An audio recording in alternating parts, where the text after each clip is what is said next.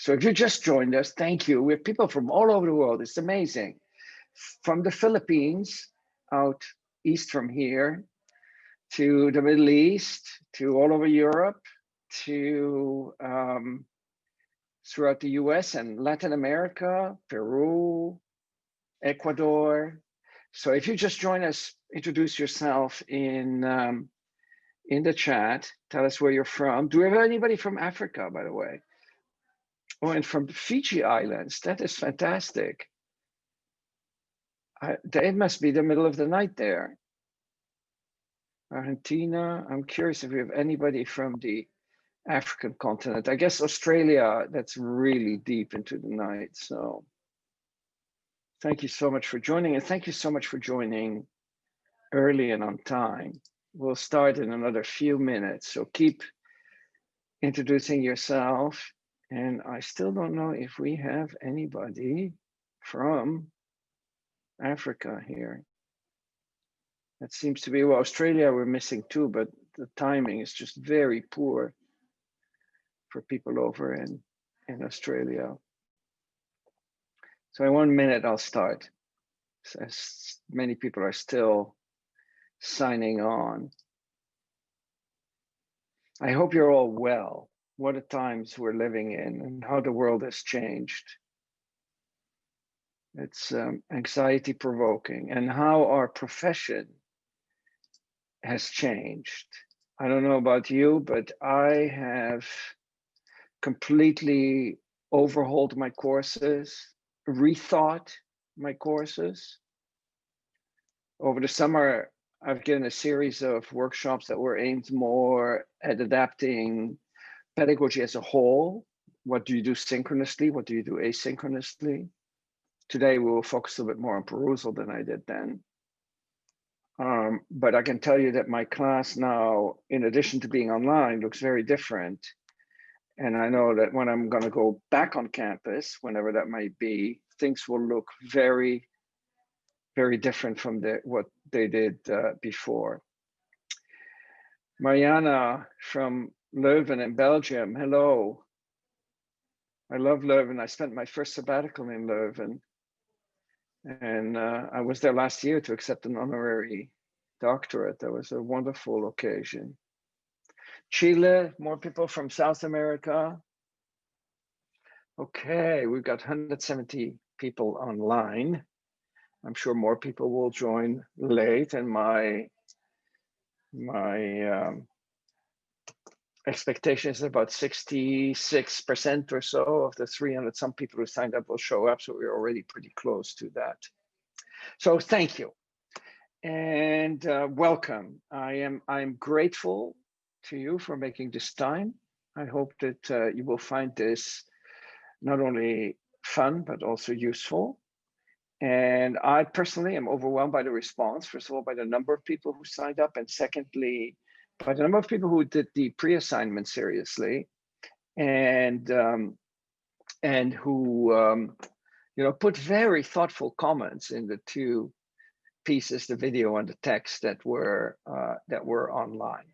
I want to start by introducing two of my colleagues, Michael Rosenberg and Joy Gifford. They're probably lost in the sea of videos that you see there. But they will be monitoring the chat. I'm going to close the chat right now because it's extremely distracting to me. So I'm going to close the chat, and I'm also going to close the participant window. I'll open it again later on. Right now, we're keeping all the microphones muted. I'll do that at the end. I'll let you unmute yourself and we can speak, which is a lot easier than chat. But otherwise, it's with so many people, it's going to get a little bit disorderly. So let me start by sharing a few slides, and then we'll roll up our sleeves and get started. So you knew that probably. I am been teaching at Harvard for 37 years. Wow, time flies. And I've always been interested in education, mostly pedagogy.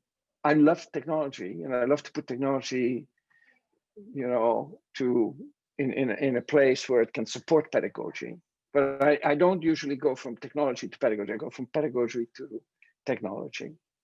So the goal for this session here today is really to demonstrate to you how to integrate Perusall in your teaching approach. And I'm doing that in a sort of very meta way by actually doing it with you right now.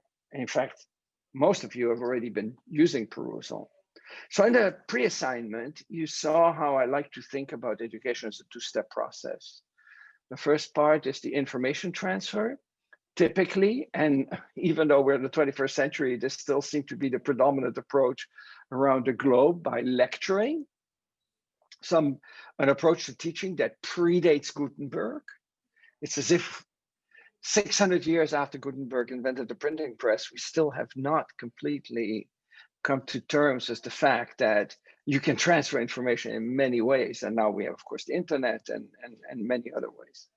But still, in the classroom, most faculty put the emphasis on information transfer.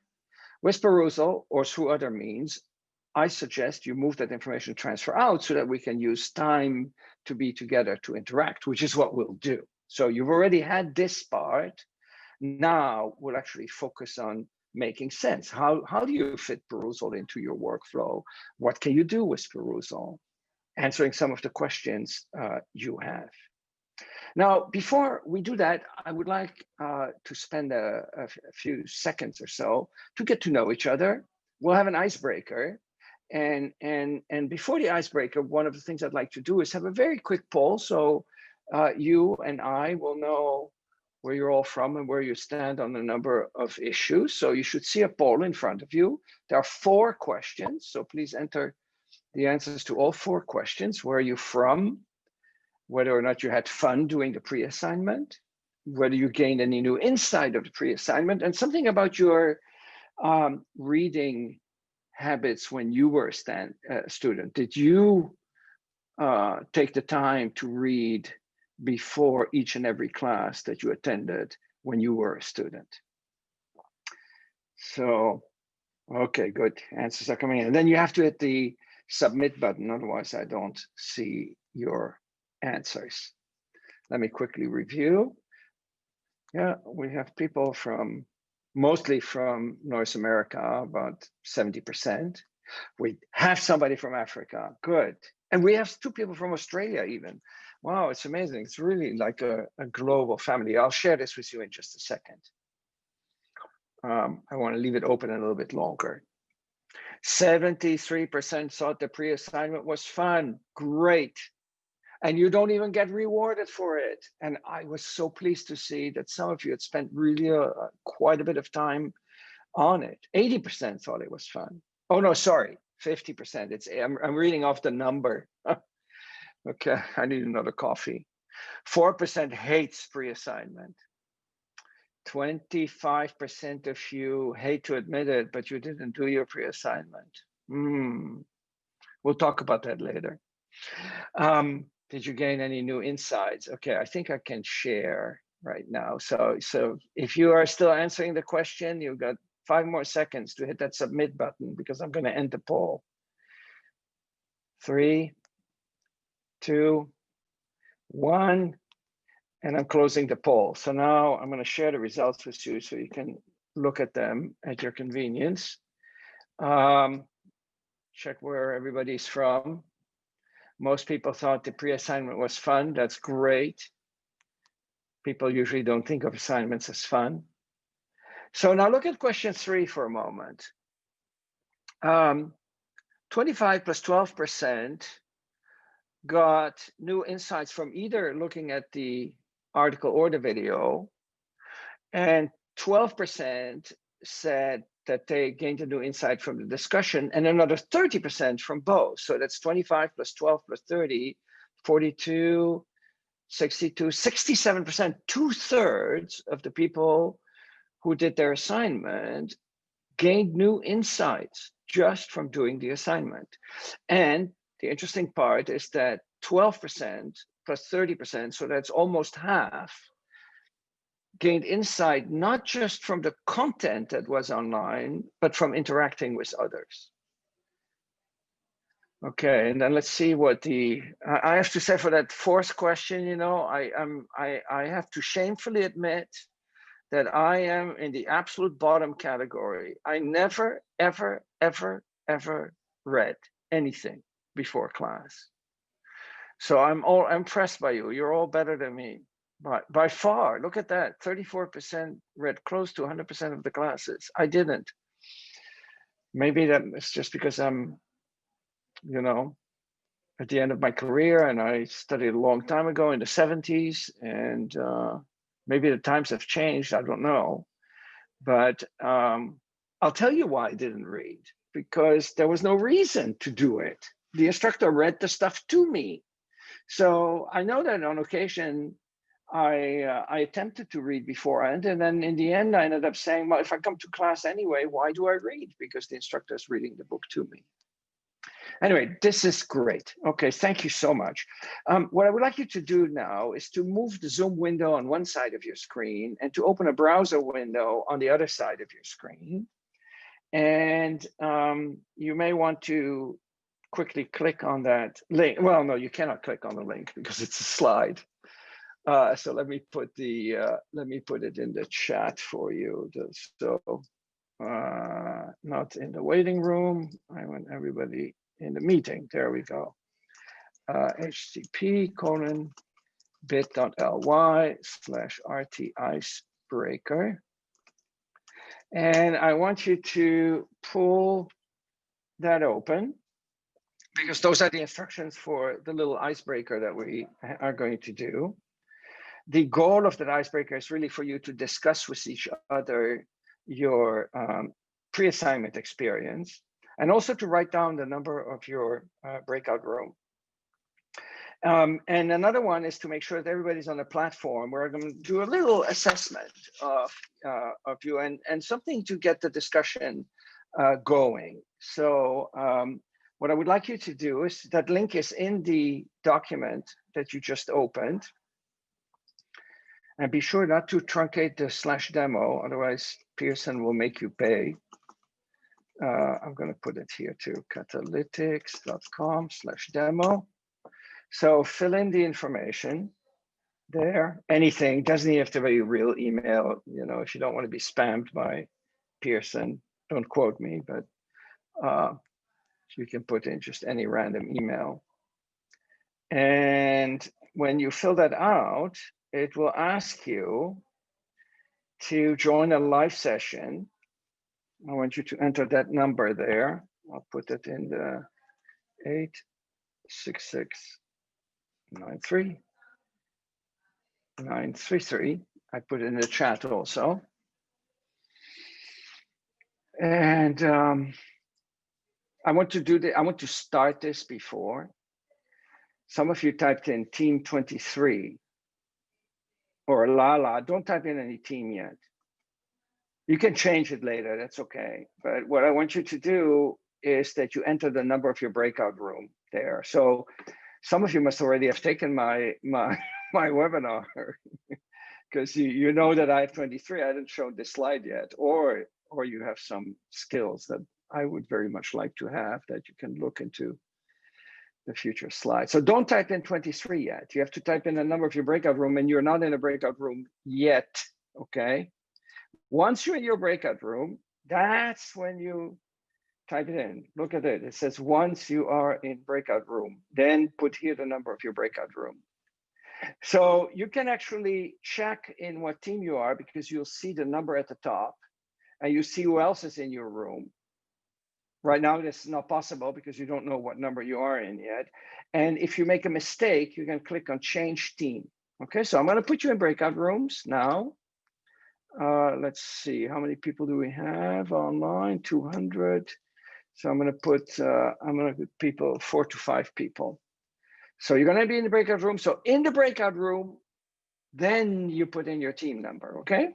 And if people have trouble getting onto Learning Catalytics, then we already have 123 people on Learning Catalytics, so that's great. But if you don't know how to get onto Learning Catalytics, ask.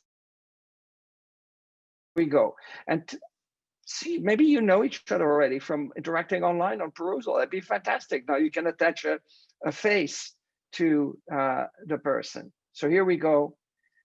Enjoy talking to others. That is really great. And again, as I said before, we're recording this meeting to put it online. The breakout rooms are not recorded. It's just this part. If you're just joined and you missed the breakout rooms, go to that URL and follow the instruction to get onto Learning Analytics. Okay, so let's see what we have here. So you should have entered the name of your team, which is the name of your breakout room. I still have a lot of people with 23 there. I had 23 just as an example. So you can still change your team, and you should change the team to the number of your breakout room. So I see Kai and Clark and Mirav and Greg and Francisca and Jorge and Lucia all in room 23. There probably were only 4 or 5 in room 23. And Agnes Malitska, you typed in the session number into team 866939333. There was no breakout room with such a big number.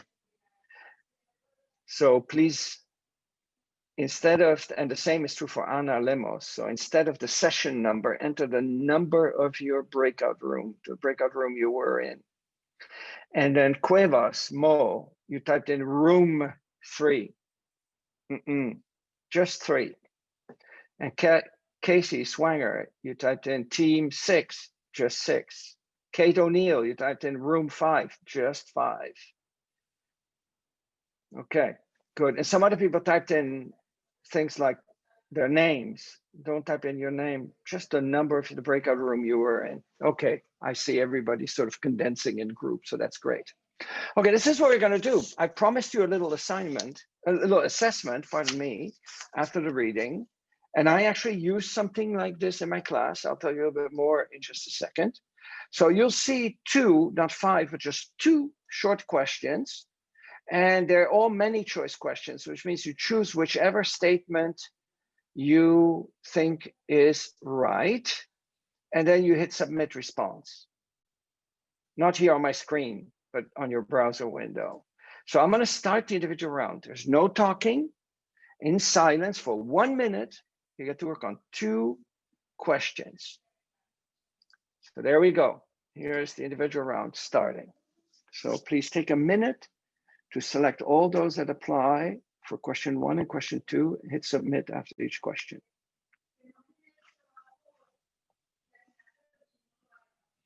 Agnes, if you have a question, put it in the chat.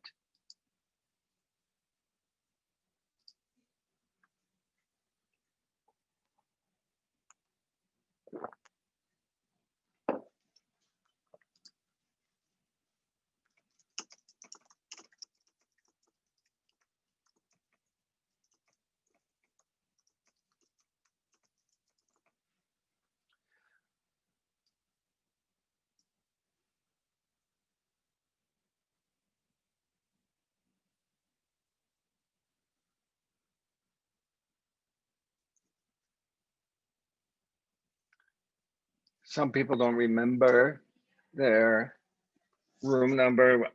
It's unfortunately, I don't have an easy way of finding it. I mean, if we had more time, we'd figure it out, but it's okay. I'll tell you what the consequences of that. Okay, 20 more seconds. I have 120 people who've already answered.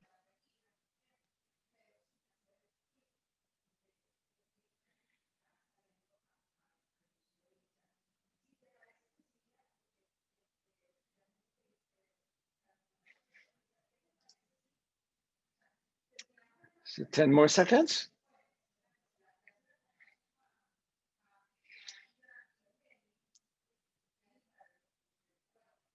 And I'm going to ask, and again, you know, in a real class session, there'll be a little bit more time and we'd figure out some technical difficulties. I'm sort of dumping all of this on you very quickly. So not everybody will be able to participate fully, but that's okay. You get a sense.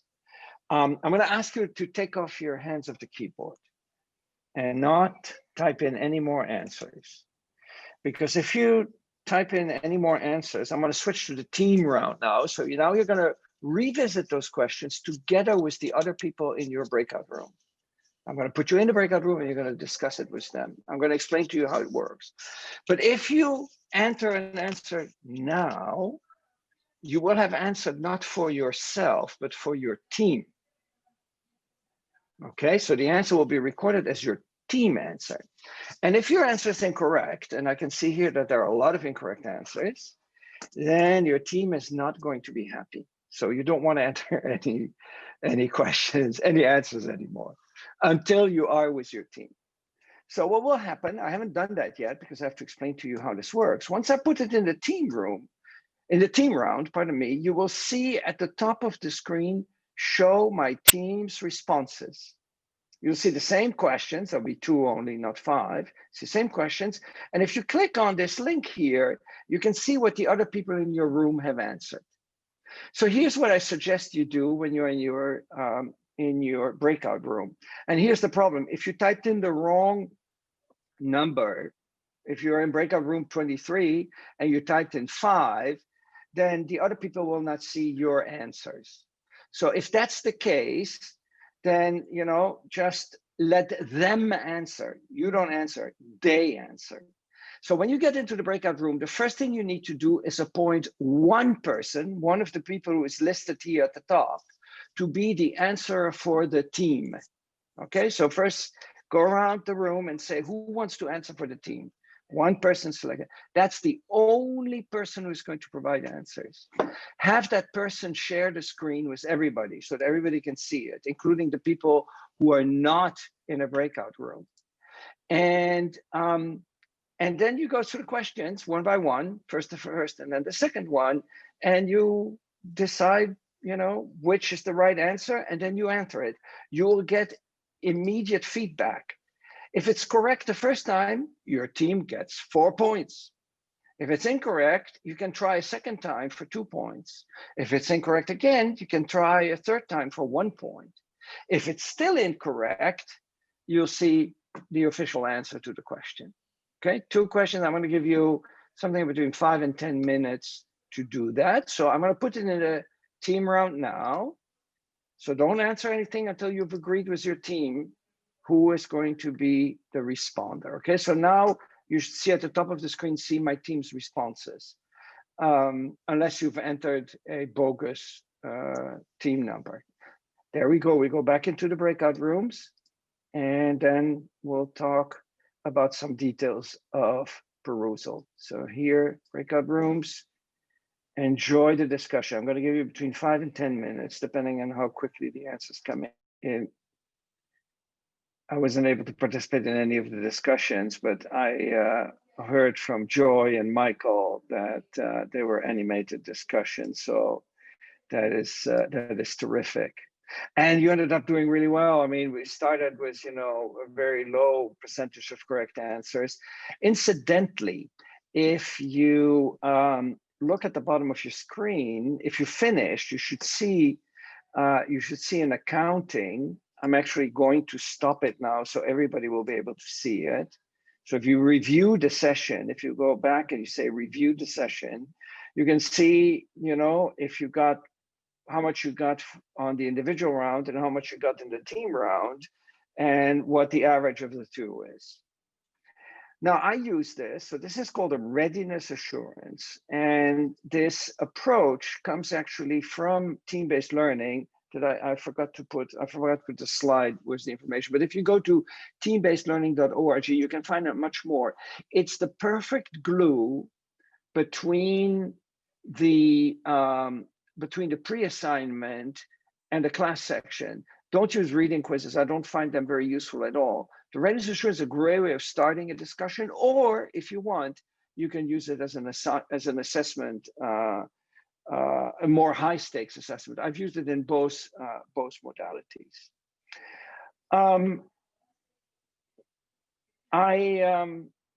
I was going to follow up on some of the questions, but I think we took a little bit more than I wanted. We're 5 minutes behind my schedule, and I want to finish on time.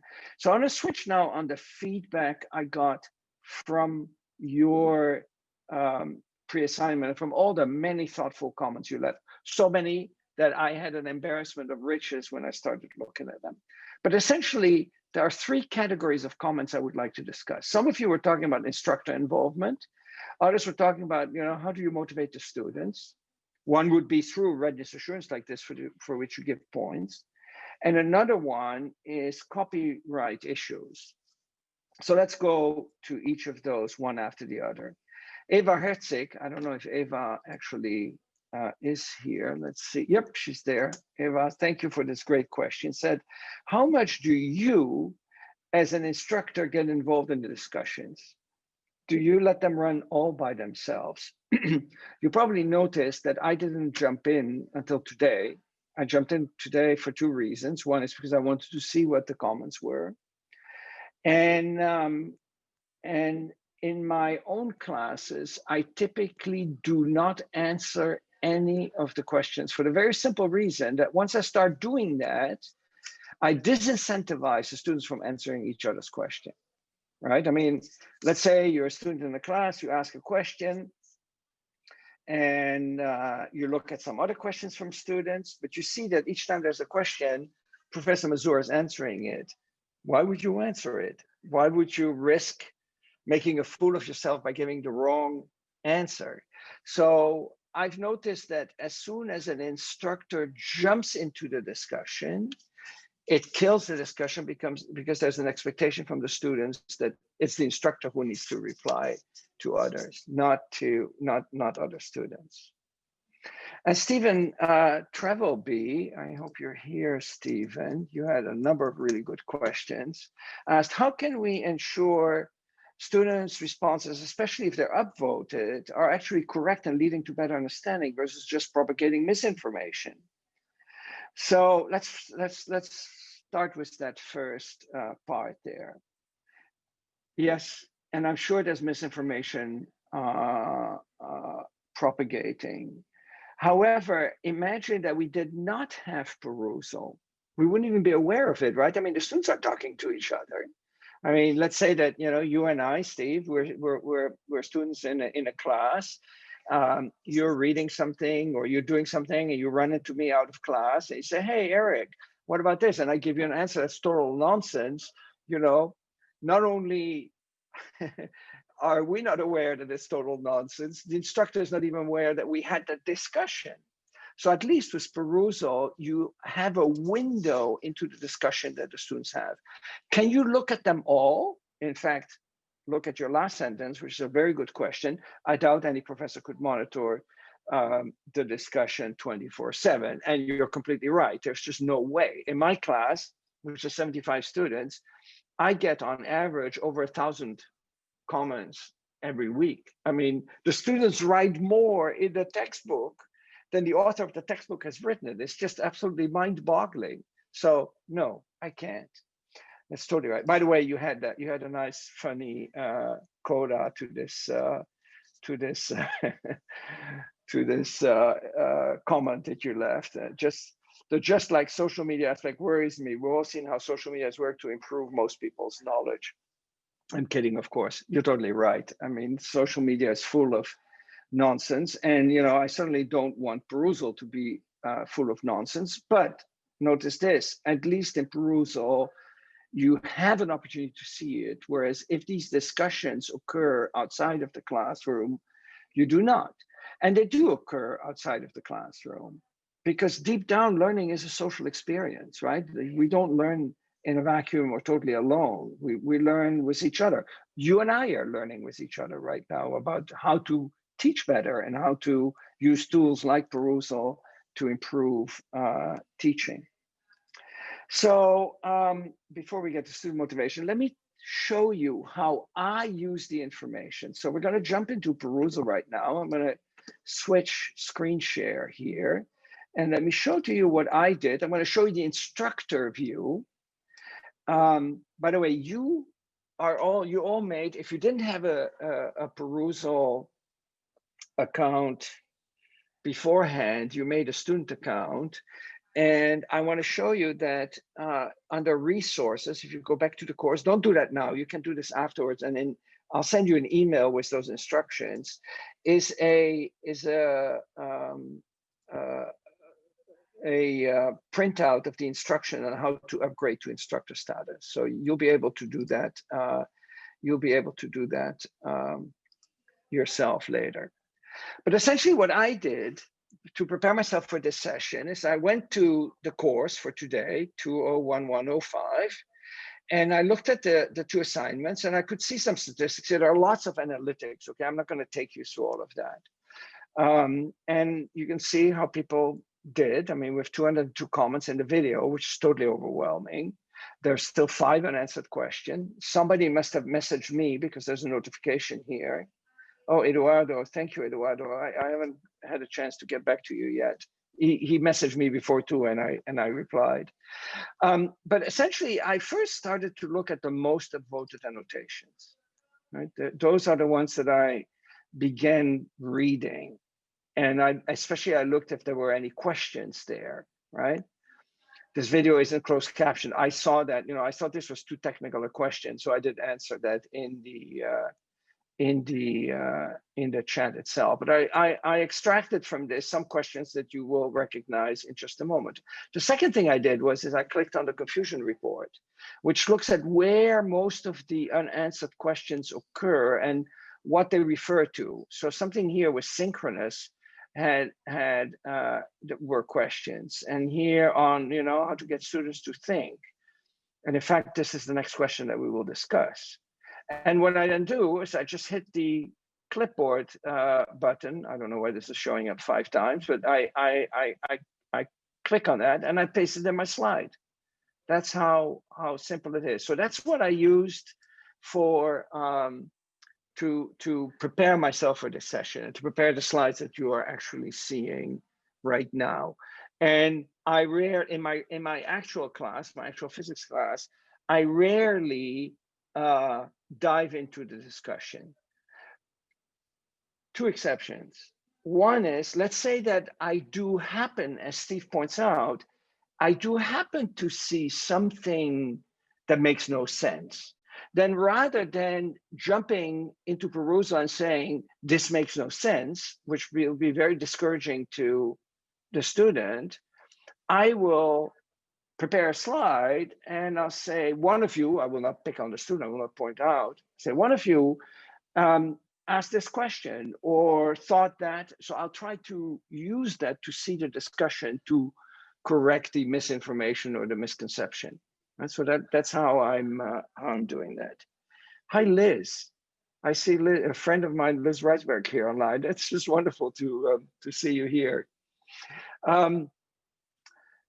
So those are the 2 features. Those are the ways in which I, as an instructor, dive into Perusall.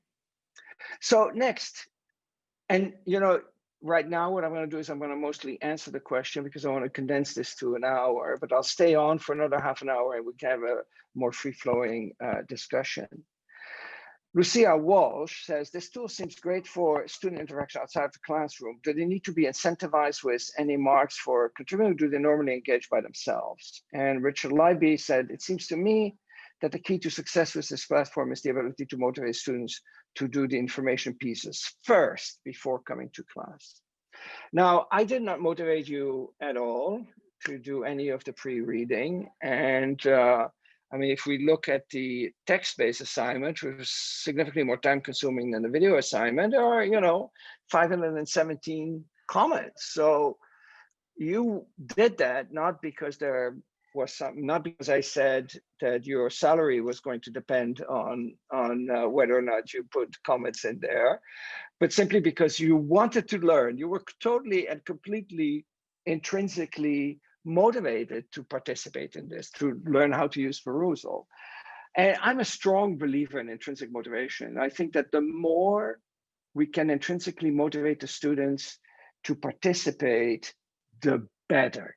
Now, that's easier said than done. Let me stop the sharing so that you don't just stare at that screen there.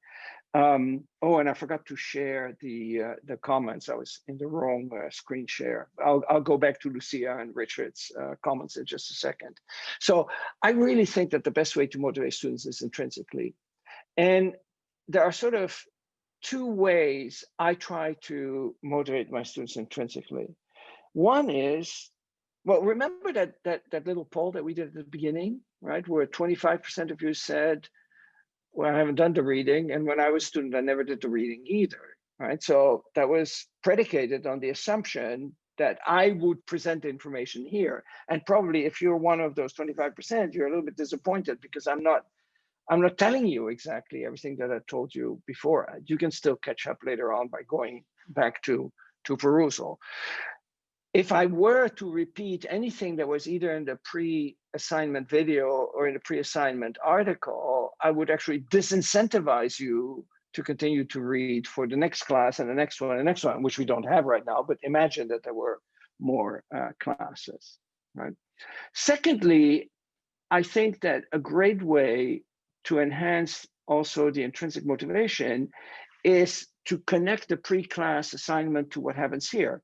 I took the comments by Lucia and Richard and others and put them on slides and use them to see the discussion. And you'll go, oh wow, he's actually looking at what we're doing.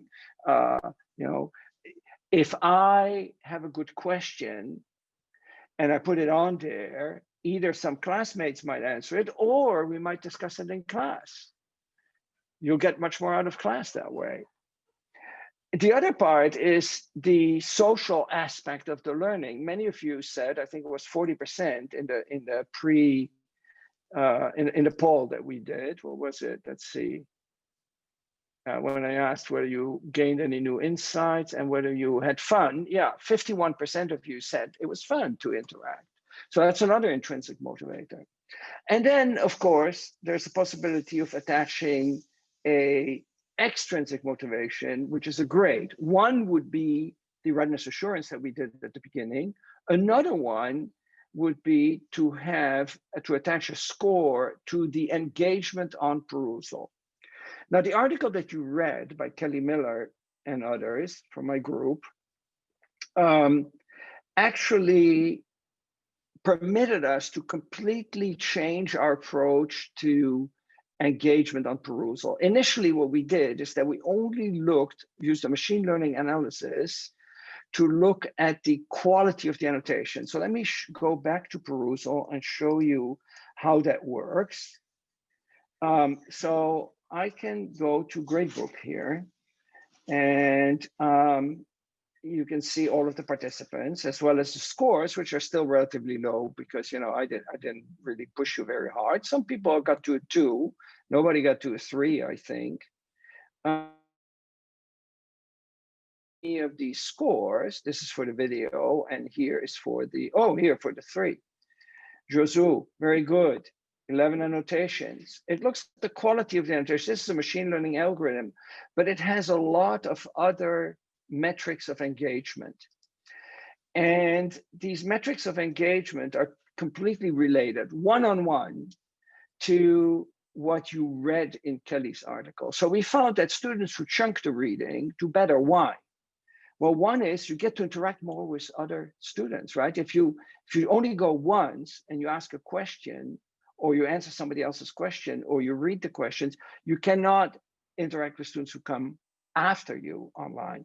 But if you come in chunks, you can actually, Jadidia, you ask Rex, you ask, can you get your grade? Write to me later and we'll give you your grade. So essentially, by chunking it, you get more of an opportunity to process and think about what you've read and come back and build on it than if you do it in one sitting. Active reading time, how many of your comments were upvoted, how long the threads are, and all of that information ends up factoring into the grade. Now, there's an easy way of changing that. That was somebody else's question.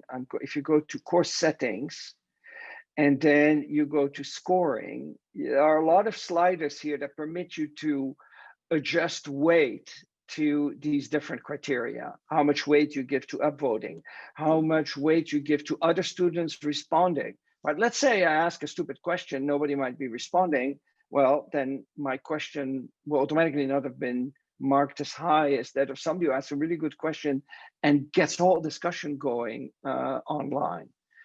The receiving of upvotes and the giving of upvotes. So we essentially reversed engineered the data from that article to come up with what are called a holistic setting. You can just click on this button to get that setting, because we know that that behavior translates into better learning. What better way of doing that, right? And yes, the AI still comes in a little bit, about half, 50%, by essentially looking at patterns that we know, of course, but those were that was through a machine learning algorithm that correlate to better interpretation of the text that is being read. Okay. And again, if you have a follow-up question, put it in the chat. Michael and Joy will be happy to answer. So anyway, so those are a number of different tools you have at your disposal to engender reading. So Shanna asked, I'm intrigued to know more about how Perusall uses AI to measure engagement. So essentially the AI is used to measure the content of the annotations. And that was done through a machine learning algorithm. It has been trained and verified. There's another paper that essentially, and I think it is on the Perusall webpage, that actually looked, this was Kelly Miller's PhD thesis actually, when she was my PhD student, to look at integrated reliability. And we found that with machine learning, you can actually, for analysis of short snippets of text like annotations, on the large volume of annotations that you get, you can greatly exceed intercodal reliability. So you do better than two humans if you compare two humans. That's also Mahalia's question. And then Stephen, who I quoted before, says, can these grading criteria be changed by the instructor? And I just showed you on the settings page for Perusall how the answer to that is yes. You can adjust them to your liking. If you don't want to look at all that content and just that interaction due to timing and upvoting, and so you can easily adjust that. Dan, I hope you're there, because this is a question that comes up always in my workshops. Is asking, yes, Dan is there. Thank you for joining, Dan. Says, have there been any instances of students gaming the algorithm? And the answer to that is yes. When we purely were looking at annotation content and the machine learning, students tried to game. Some students tried to game the system. However, there's a big disincentive to do that. There was already a big disincentive because you make a fool of. Take a Wikipedia article and you copy and paste it. People tend to know, or if you just put in nonsense, then your classmates see that you put in nonsense. But that was one of the main reasons to switch the grading algorithm from purely machine learning on annotation content to this holistic approach that includes interactivity. And that, the great thing about that, it is almost impossible to game, right? Because first of all, it's very complicated. There's so many parameters that come into play. And how can you game starting early? You have to start early. And if you just open your browser and you let it sit idle, the time doesn't count. It idles out, and you have to actually be moving the mouse around. So in that case, you might as well do real reading. So ever since we changed that algorithm, which was after that article was written, we have not seen any instances of gaming. Can you see my slides, by the way? Can I get a thumbs up if you see my slides? Okay, good. So the last thing that I'd like to briefly discuss, and then I'll open it up for discussion, is copyright issues. How do we manage copyright conflict? What do you do if you want to share a textbook? You just download a PDF or scan it and put it on. And Janet Rosenbaum said it's copyright an issue. We're supposed to be giving links to our libraries, copies of published papers rather than posting them. So in the US, there is a fair use law. So if you have only small amounts of text you want to share, then less than 10% of the whole, I think it is. And I think that's okay with journal papers, which are licensed by the university. But I would recommend that you discuss that with your library. I do the same thing as you do. I take a PDF and I upload it into Perusall. Otherwise, if you give the library link, then the annotations, there's no way of attaching them to specific parts of the text. Now, what about a textbook? Let me go back to Perusall for a moment. So if we go to the library where I put all the materials for the course, so these were the assigned materials. Let me go to library now. Sorry, I have to go to course home. Sorry, course home and then library. So I have one folder that has the assigned material that you looked at. I put much more on there. I put some resources, how to upgrade to instructor status, how to find support on different issues, and an article on lecturing that you may want to read that really got me into all of this, as well as papers and a few videos of using Perusall in many different types of courses, case-based teaching in law, political science, graduate engineering courses, large biology courses. So you can look at that. But let's say that I want to add a textbook. There are many things you can add. You can add a book from the Perusall catalog, a web page, documents, video, a podcast. You can make a folder, of course. But for textbooks, you can look in the collection of textbooks that we have in e-book format directly from the publisher. So the students would be buying the textbook from the publisher. So let's say that you're looking for a biology book, you can type in biology, and we have about 1,600 books on biology. Wow, that's a lot, okay? But let's say you find a book that is exactly the book you want, then you can just click that that's the book you want to request. And once we verify that you're an instructor, you will have instantaneous access to the textbook, and the students will get access through an e-purchase. For many textbooks, let me see if I can find my own book here. The prices have come down significantly because publishers have, that's interesting. Am I not in there? Let's see if I can find my physics textbook. There it is. That started at $200. Now it's $48. Look at that. So because it's just in ebook format, we've been able to negotiate really good prices for textbooks with students. The number of titles you will find online is dependent on the country you're in, because different publishers, have different agreements with people in different countries. So those are the questions I wanted to answer. There's chances there are many, many, many more questions, but we ran out of time, and I said this would take 1 hour. Let's reflect back on what we've done. You did, or at least 75% of you did, an asynchronous preparation. We briefly, in the synchronous session, we started with a discussion. I seeded it with that readiness assurance, which I can use as an assessment of the pre-class assignment. I'm not doing that here, obviously. And if we had more time, if we had more time, we have, because I'm going to stay another half hour here, we could take some of the unanswered questions and discuss them in the live. And then after the session, you can continue to benefit from what is in Perusall by going to these resources that I pointed out just a minute ago. So I want to thank you. It's 2:04. So I'm gonna stop here. I suggested if you want to ask a question, you open the participant list and click on the raise hand button, so we can have an orderly discussion. If you need to go, by all means go. Thank you so much for joining. You will get an email with some additional links to resources.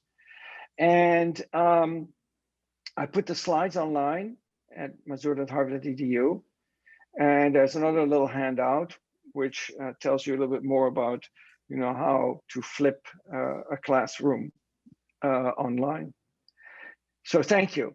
And let's see, I'm going to go straight into the raised hands here. Nienke Kruidering, you have a question. Hi, Nienke. Hi, Eric. Please unmute yourself. Yes, thank you, first of all, for this very inspiring session. I work as an educational technologist, and I help teachers use tools. And I was wondering if you have an idea of what do teachers find the most challenging when they start using Perusall? Hi, we should really ask somebody from the support people to.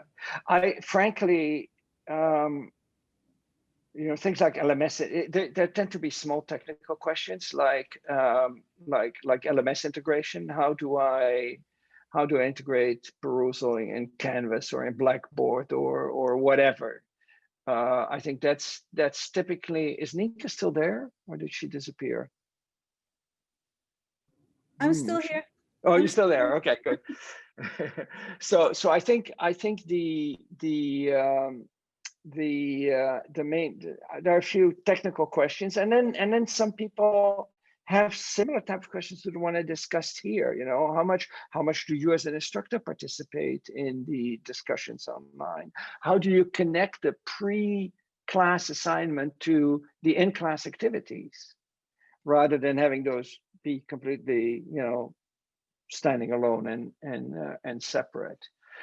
Michael and/or Joy, do you have anything that you want to say, or is there anybody else online who has been using Perusall and who has gone through questions? And so, Eric, one of the things that I hear often is, how will my students understand what a thoughtful annotation is? And I think there's a certain amount of modeling that has to go on at the beginning of the class to give students a sense of what a thoughtful annotation looks like. Yeah. Although let me add to that we're trying to really de-emphasize that because we want to get all of those other metrics of engagement into it, because if you focus too much on this whole issue of thoughtful annotation, what happens, and I realize now that the paper that we put up, we should write a new paper, really, that the paper that we put up as a pre-assignment predates that change. In fact, that paper was the reason for changing the approach in the scoring. Okay, so somebody said in the chat, two problems integrating with Moodle and how to set the grading so that we don't end up with almost 80% getting a score of 3. So I don't know if that's a question or that's an answer to Nienke or both. But integrating with Moodle, I'm sure if you write to support@perusall.com that they can help you with that. We've lately greatly expanded our support staff because we added close to 1 million users in the time span of just a few months, or well, about half a year since the pandemic. Increase the number of annotations required, and then the scores will go down very, very quickly. But as Catherine Ortner said, why not? I mean, why do you have to unnecessarily punish people? So if everybody gets a 3 because they deserve it, fantastic. Nigel, you're next in line, and please tell us where you're from. Hi, Nigel from Vancouver, Canada.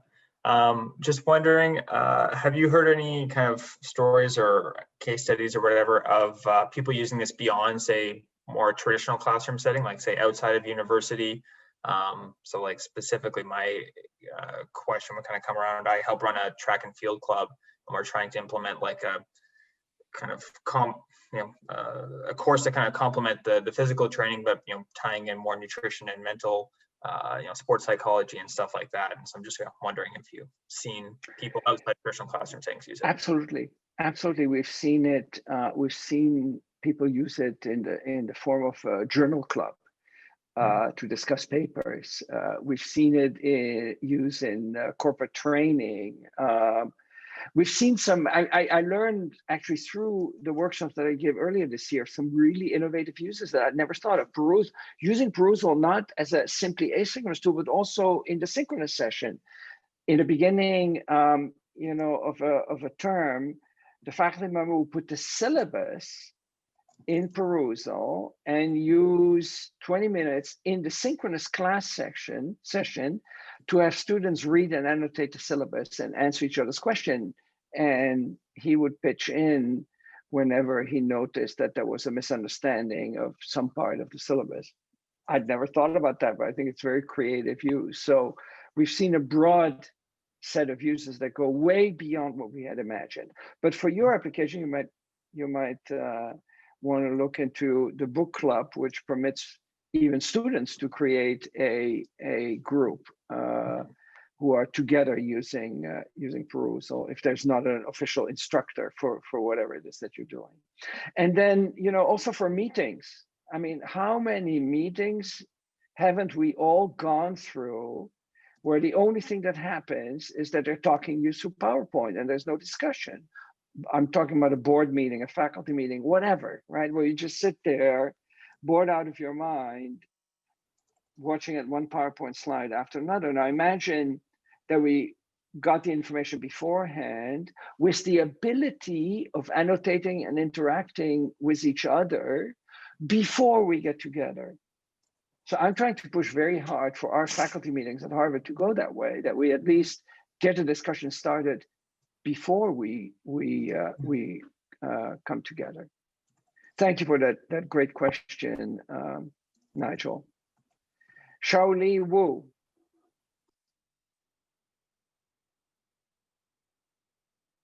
Please unmute yourself. Yeah. So sorry, yeah, I didn't have a question. I just happened to raise my hand. Sorry about that. But since I got the turn, I would like to ask for the rating, since I'm a first-time user, for the rating on Perusall, what's the optimal size if you put students into groups, let them rate? Is that? Thank you so much. Thank you so much. Yes. Yeah, so yes, that's yeah. okay. So my thinking about that has evolved. We early on, when we didn't have the platform right now, we had sort of concocted it together from parts. And by the way,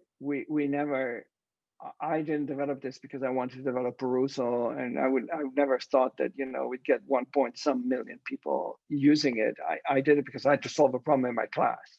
I taught a new class. I said I'm never going to lecture anymore because this is a project-based class. I want to find a way of solving the not lecturing problem. And so we were using a platform, and that was also part of Kelly Miller's PhD research to look at grouping of students. I mean, if you make the groups too small, it's going to be easier to parse because you see fewer annotations. But what you find is that the threads, so the original annotation plus responses to it, get very short.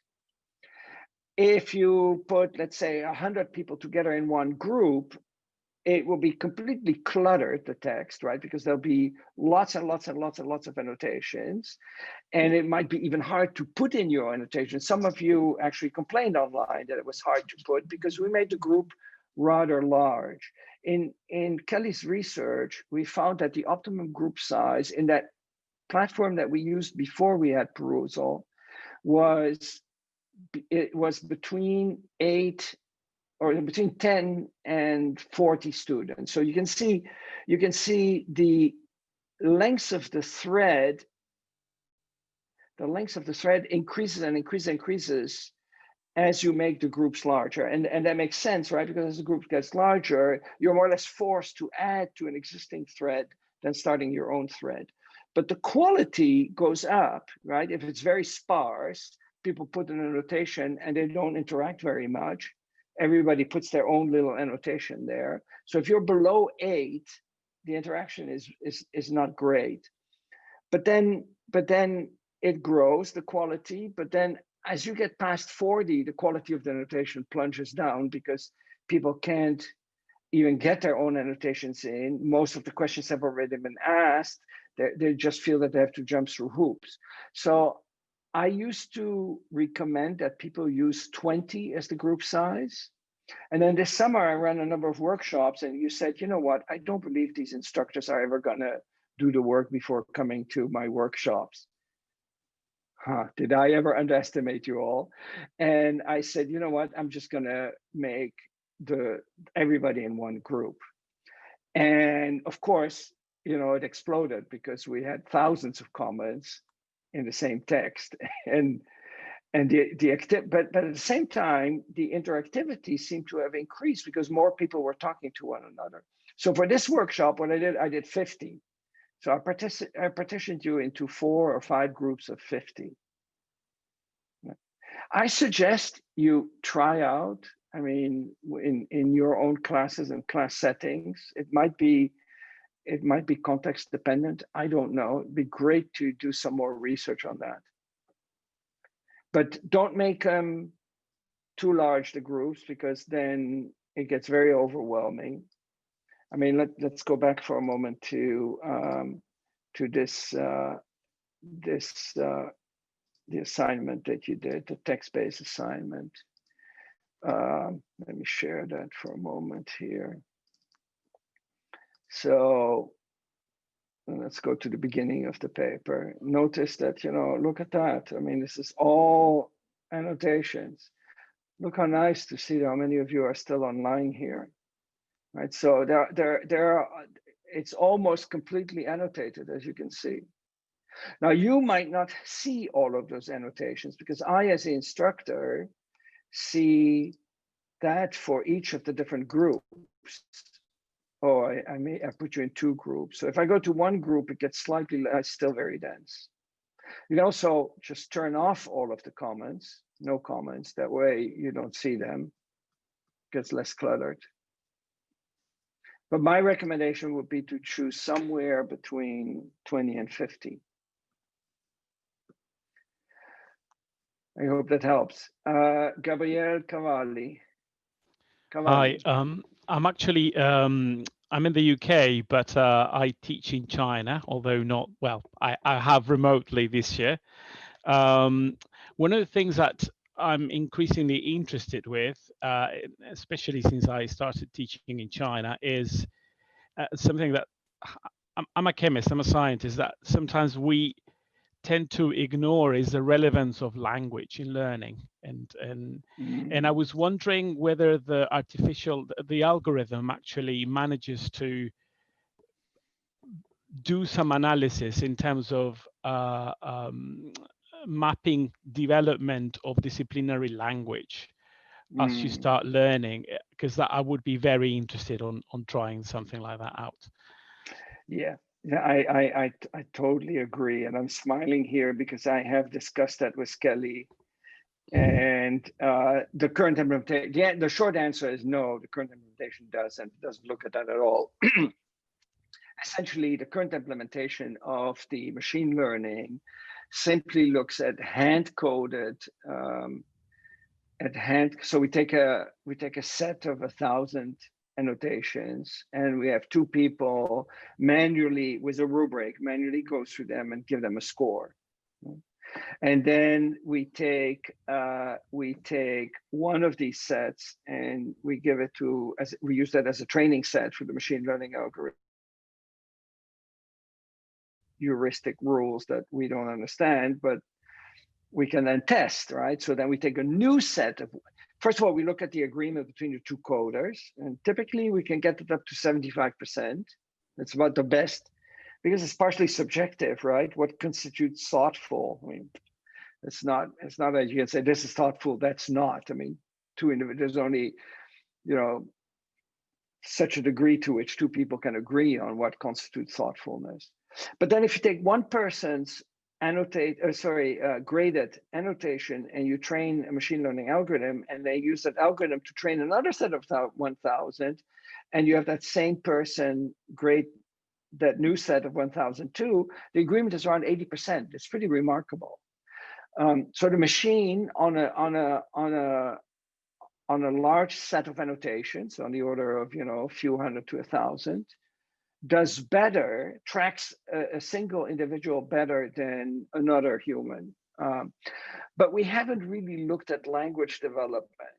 I attended a talk and I thought, that's something that we really should be doing. We haven't done it. We have a lot of data, so it should be possible. And maybe one day we'll be able to do it. I'll be very interested. Can I ask quickly, how does it work in China, Perusall? Poorly, because we used to, so we have you may have noticed that we have a Chinese interface. So if you go to the language setting, you can set it to Chinese. That's because I collaborate with a lot of people at Beijing Normal University in Beijing, and they have been using and translating the interface. However, at one point we had, I think, on our sign-in page, the access through Facebook, Google, and I forgot what the last one was. It was through social media, Twitter. And that sort of stopped Perusall at the big firewall of China. That was removed, but then we had a CAPTCHA, which actually was hosted by Google, which prevented which was another bottleneck. There are a couple of universities in China that were so eager to use Perusall that they found all kinds of ways around the Great Firewall of China. We've addressed those two problems. So right now it's just starting to pick up again in China. It should be possible to, without a VPN, to log in from China. Now, the machine learning algorithm has never been trained in Chinese. So you see, there are two languages that you need to set in Perusall. One is the language of the interface, and the other is the language of the annotation. Let me show that to you very briefly. So for the course that you took here, I set the language to English. So right now, I thought we had more than 4. I thought German and, oh yeah, Spanish is in there. Okay, so these are the ones in which we have trained the machine learning analysis. Now for languages using Western scripts or the alphabet, we have sort of a default machine learning algorithm, which doesn't work quite as good, but it's not that important anymore since we've de-emphasized the machine learning anyway. So it will still work, but for Chinese it doesn't work at all because in Hebrew, for example, it won't work. The other language setting is I need to sign out here. The other language setting is on the login page. That is not the language setting of the machine learning algorithm, but it's the language of the interface. So there we have a number of different languages. If you're interested in helping with machine learning in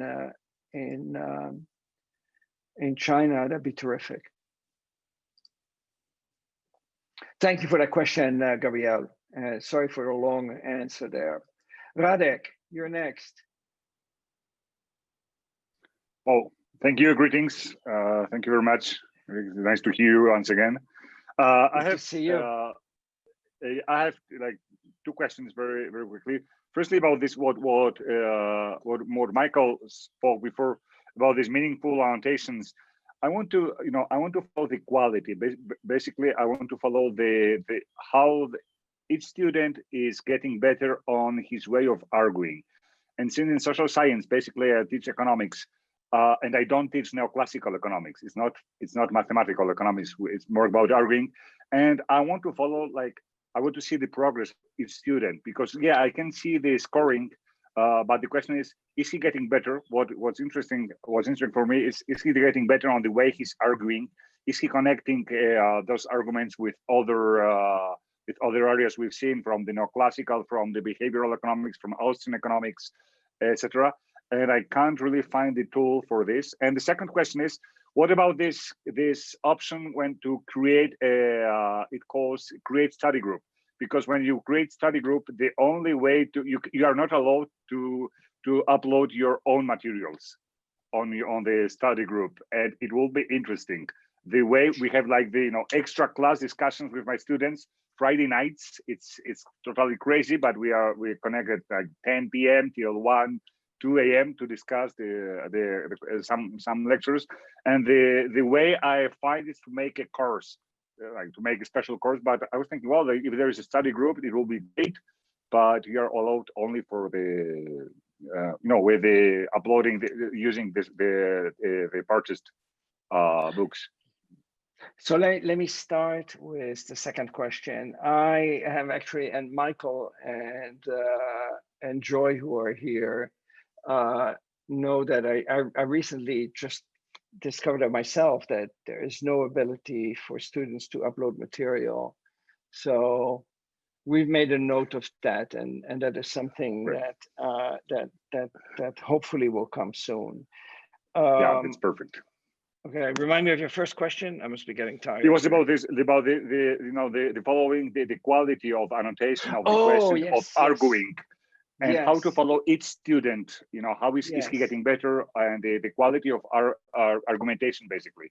Because I found it like the most important, for teaching, the way of argumentation. It's not only like fulfilling the phrase with some definitions. Yeah. What is the fruit of memorization? Yeah. So I tell my students at the beginning of the class that what is important is that they reveal their thinking. So in other words, if they highlight something and they write, I don't understand this. I mean, imagine that I highlight something and say, I don't understand this. You as an instructor or as another student, how would you even begin helping me, right? Plus, and this is really most of it, I could just go into Perusall, highlight something and say, I don't understand this without reading anything, right? So I tell my students, if you do that, that's not evidence of reading, nor is it evidence of thoughtful, of any meaningful thinking. So I tell them the next thing you can do is you can say, I don't understand this because on page 256 it says blah, blah, blah, blah, blah. Then at least there's a connection between different parts of the reading. But even that is not enough. What we really want is that students write, I don't understand this. On page 256 it says blah, blah, blah, blah. And I thought that, and reveal the thinking, right? So a thoughtful annotation should reveal the thinking process. And that's how we did the coding and the machine language training. Now, can you use that as a proxy of development of thoughtful processes? I haven't thought about it. That's not the reason we developed it. We developed it because we wanted to make sure that the students read the material or watched the material, because it can be video too, of course, in a meaningful way, right? Let's say that I give a reading quiz.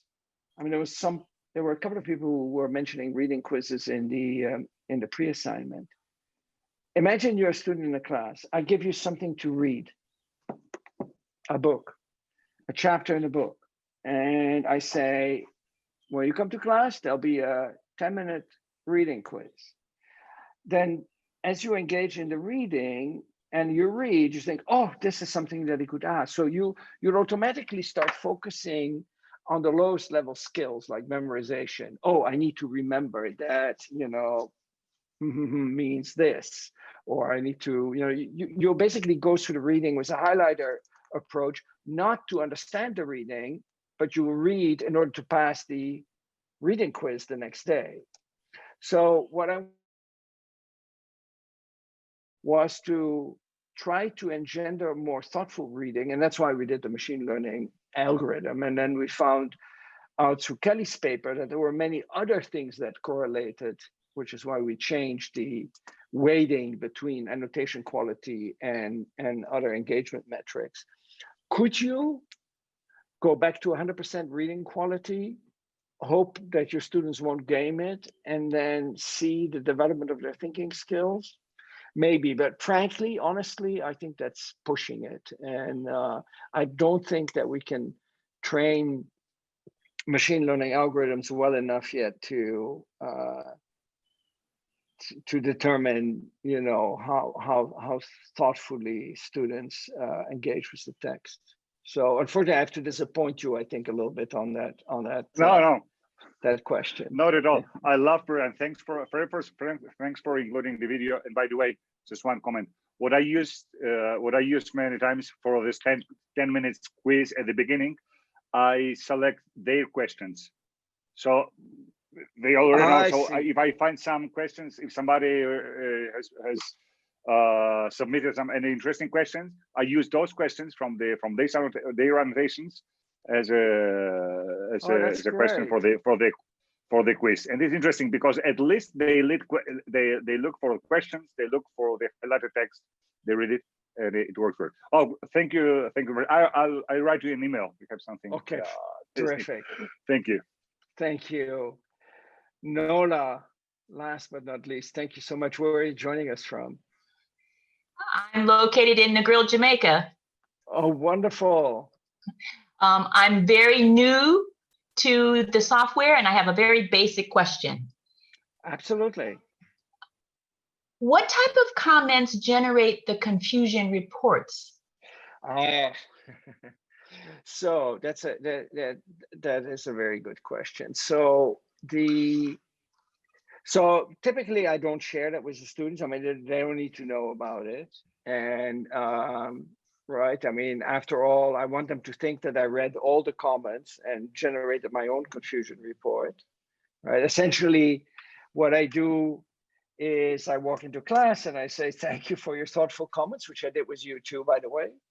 And I said, I looked at them and it seems that here are, sort of 3 topics that people had the most questions about or the most unanswered questions about. Let's look at them. And that's how I launch into it. I don't tell them that I haven't read all 1,000, but I've only looked at the ones that are listed on the confusion report. So the algorithm for the confusion reports, and it works better sometimes than others. Some people find it useful, others find it less useful.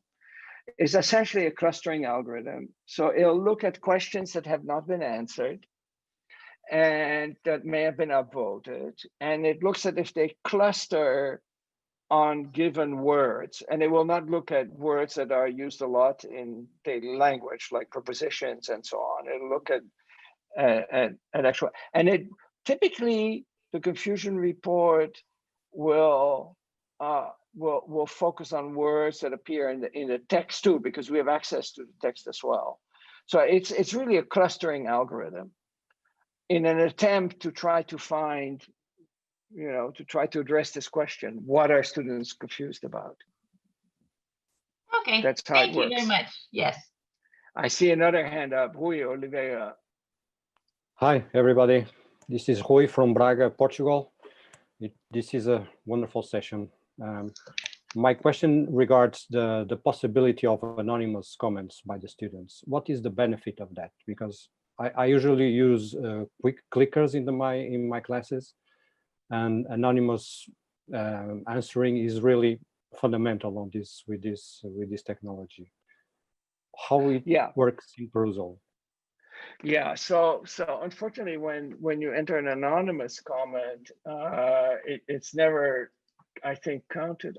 Let me see. Let me go back. I should. Oh, I'm logged out now. I logged myself out. So there are a number of ways that students can interact with each other and with the text. Right? And one is they can use their login to place an annotation. Most of you did. I don't think there were any anonymous annotations. The other is to make it anonymous. Frankly, I have not seen my students do that at all. And I've used Perusall now probably for 6 years in many different courses. But if you feel you have to make an anonymous comment, you can make an anonymous comment. I mean, we got the request of implementing that feature from one of our users, and we added it. If the comment is anonymous, however, we cannot give credit to the person who placed the comment. Another, and there are two other modalities. One is for students to initiate a one-on-one chat, right? So you can also chat with each other outside of the context of the text. Maybe I should actually log in so I can quickly show you that. Oh, I have to. Give me a second, and then I'm going to demonstrate that. Sign in. That's annoying.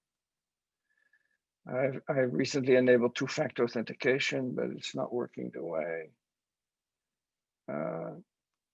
it works. I want it to work. Okay, here, 6. There we go. So let me share my screen with you. And let's go to today's course. So let's say I want to chat with you, Rui. I can make a group chat, or I can just say I want to chat with Rui. I go to the R's. I don't know if you were there. Rui Oliveira, I don't see you there, but maybe, oh, maybe it's under the O. There you are, right? So if I say, okay, now it opens a chat between the two of us, right? So I can chat, and if you're in Perusall, you can actually reply to me right now. So this is a chat between the two of us, so which is not attached to a given piece of the text. Going back to the two pieces, you know, you can highlight part of the text. I'm going to go towards the end where there are fewer comments. Right, I can highlight, and that will be public, or I can select to make it anonymous. But I don't know. I mean, frankly, I don't know what the benefit of making it anonymous is. Other than to be ashamed of your comment, but then you shouldn't place it in the first place. Good. Well, thank you so much. I mean, look, it's 2:36. We've gone 36 minutes over. I hope this was helpful to all of you. You will receive an email which has a link to the slides and some additional follow-up activities. I hope you found this useful. And we still have some spots for the other 3. So if you have colleagues, if you know of colleagues who might want to come, please tell them.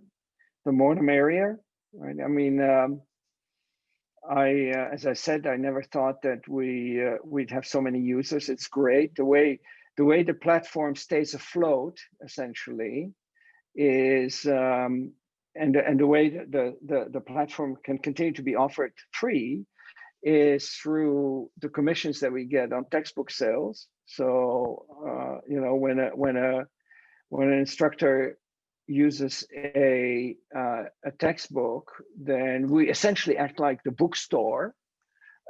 The cost is the same as the one you would get from any bookstore, although we try to negotiate the lowest prices possible. And that commission is what keeps the platform operating. So if you know of colleagues who might want to use it, please do so, and we'll be able to continue to thrive and improve education, because that's really what our goal is.